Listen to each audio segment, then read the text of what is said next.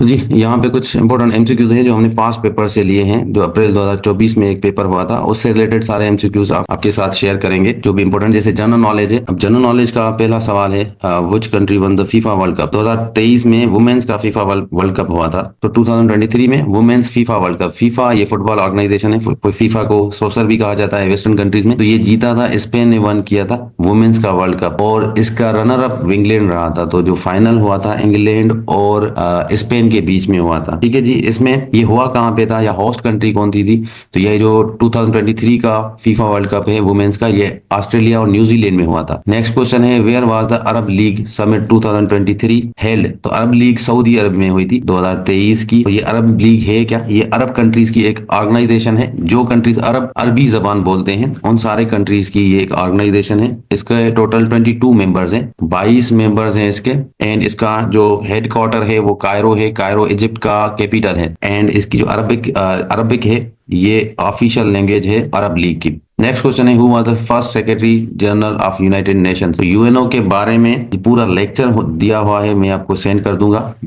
First secretary general रहे हैं, ये सवाल आ चुका है। ट्राइगिव ली, ये नॉर्वे से बिलोंग करते हैं, ये पहले सेक्रेटरी जनरल थे। क्वेश्चन नंबर 4 है, which year Berlin wall was demolished. Berlin Germany का कैपिटल है, कैपिटल सिटी है। एक इवेंट है जो एक वॉल बनाई गई थी ईस्ट और वेस्टर्न जर्मनी। अब ये कब उसको खत्म किया गया था, तोड़ा गया था? 1989 में। अब ईस्ट जर्मनी और वेस्ट जर्मनी ये कब बने थे? देखें, सेकेंड वर्ल्ड वॉर के बाद जर्मनी हार चुका था, तो उसके 4 पार्ट्स किए गए थे। उसके बाद 1949 में ईस्ट और वेस्ट जर्मनी को सेपरेट किया गया था, अलग 2 कंट्रीज थी। तो बर्लिन में जो है एक वॉल, एक दीवार के थ्रू अलग किया गया था। एक पार्ट ईस्ट पार्ट में आया था, ईस्टर्न जर्मनी, दूसरा वेस्ट जर्मनी। तो ये 1989 में इसको डेमोलिश किया गया था। और ईस्ट और वेस्ट जर्मनी कब यूनाइटेड हुए थे? एक हुए थे 1990 में, 1990 में ये एक जर्मनी अगेन जो है यूनाइट हो गए थे। उससे पहले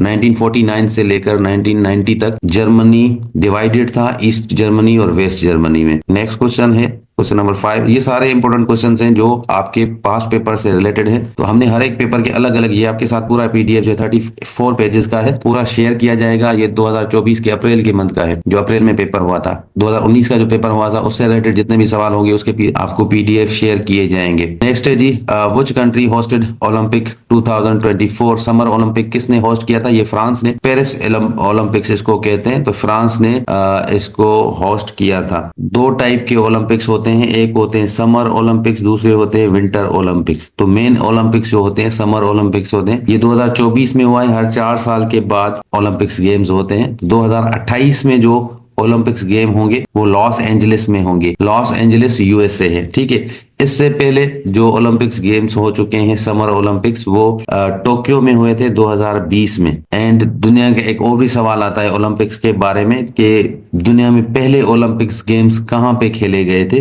तो ये ग्रीस में खेले गए थे 16th सेंचुरी में। देन यहाँ पर ओलंपिक के लोगो के बारे में बात की जाती है। ये जो लोगो है, कितने रिंग्स होते हैं ओलंपिक्स के लोगो में? 5 रिंग्स होते हैं। ये 5 रिंग्स किसको रिप्रेजेंट करते हैं? तो ये 5 कॉन्टिनेंट्स को रिप्रेजेंट करते हैं। अब देखें, टोटल 7 कॉन्टिनेंट्स हैं, जिसमें 6 कॉन्टिनेंट जिसमें लोग रहते हैं। जो 7वां कॉन्टिनेंट है अंटार्कटिका, वहां पे लोग नहीं रहते, कोई भी कंट्री नहीं है वहां पे। तो ये 6 कॉन्टिनेंट हैं, बट ये रिंग्स 5 हैं इसमें। तो इसलिए देखिए, ये जो 6 हैं उनमें 2 कॉन्टिनेंट्स ऐसे हैं जिनको अमेरिका कहा जाता है, north America and south America. तो ये इन दोनों को मिलाकर एक अमेरिका कहा गया। तो ये 2 कॉन्टिनेंट इसलिए एक में आ गए। बाकी 4 कॉन्टिनेंट हैं, जैसे यूरोप है, एशिया है, अफ्रीका है, ऑस्ट्रेलिया। ऑस्ट्रेलिया को ओशिनिया कहा गया है क्योंकि ओशिनिया में न्यूजीलैंड प्लस ऑस्ट्रेलिया कॉन्टिनेंट आ जाता है, और जो ओशिनिया रीजन है उसके सारे कंट्रीज भी उसमें आ जाते हैं। तो कुछ सवाल ज्योग्राफी के भी थे, और ज्योग्राफी से रिलेटेड जैसे दुनिया का सबसे टालेस्ट वाटरफॉल कहाँ पर है? तो ये एंजल वाटरफॉल है, ये लोकेटेड है वेनिजुला कंट्री है, साउथ अमेरिका की। ठीक है जी। देन हनान लेक के बारे में है। हनान लेक के बारे में सवाल अक्सर एसपीएससी में आता है। तो ये कहाँ पे लोकेटेड है? इसको कभी कभी क्वेश्चन में आता है हिना लेक। ठीक है, या हिना या हना, क्वेटा में है, क्वेटा या बलूचिस्तान भी कभी कभी ऑप्शन में आता है, और ये साल्ट लेक है। क्वेश्चन नंबर 8 है, which country is known as the land of rising sun. Rising sun Japan को कहा जाता है। इससे रिलेटेड सवाल यहाँ पे, लैंड ऑफ जैसे राइजिंग सन जापान को कहते हैं, एमरलैंड आइल्स कहा जाता है आयरलैंड को, फिनलैंड को कहते हैं land of thousand lake, Norway को कहा जाता है land of midnight sun, New Zealand को कहते हैं land of long white, and Mongolia को कहते हैं land of blue sky, Iceland को कहा जाता है land of fire and ice, Egypt को कहते हैं गिफ्ट ऑफ नाइल, स्विट्जरलैंड को कहा जाता है land of milk and honey, Thailand को कहते हैं land of smiles, south Korea को कहा जाता है लैंड ऑफ मॉर्निंग काम, रवांडा को कहते हैं land of thousand hills, and Austria को कहते हैं लैंड ऑफ गोल्डन फ्लीस। ठीक है, इसके साथ 5-6 जो है आपको याद रखने चाहिए। क्वेश्चन नंबर 9 है, what is the name of largest desert in the world.